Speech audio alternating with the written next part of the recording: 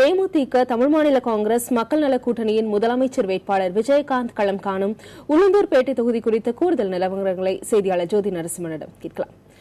ஜோதி நரசிம்மன், தற்போது விஜயகாந்த் அந்த இடத்தில் களமிறங்குகிறார். அது ஒரு நட்சத்திர தொகுதியாய் மாறியிருக்கு. அவரை எதிர்த்து பிற கட்சிகள் சார்பில் யார் யாரெல்லாம் களமிறக்கப்பட்டிருக்கிறார்கள்?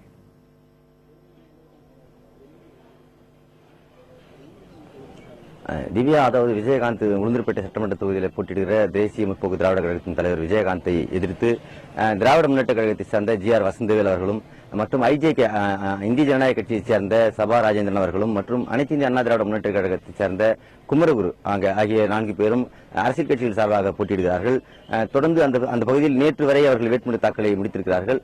வேறு சுயேட்சைகளும், அதாவது தற்போது 20க்கும் மேற்பட்டவர்கள் அந்த தொகுதியில் தற்போது வேட்புமனு தாக்கல் செய்திருக்கிறார்கள்.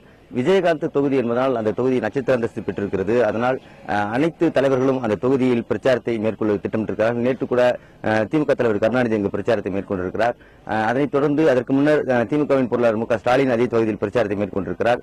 இன்னும் நிறைய அரசியல் கட்சி தலைவர்கள் அந்த விஜயகாந்த் தொகுதிக்காக பிரச்சாரத்தை மேற்கொள்வதற்காக இருக்கிறார்கள். திவ்யா.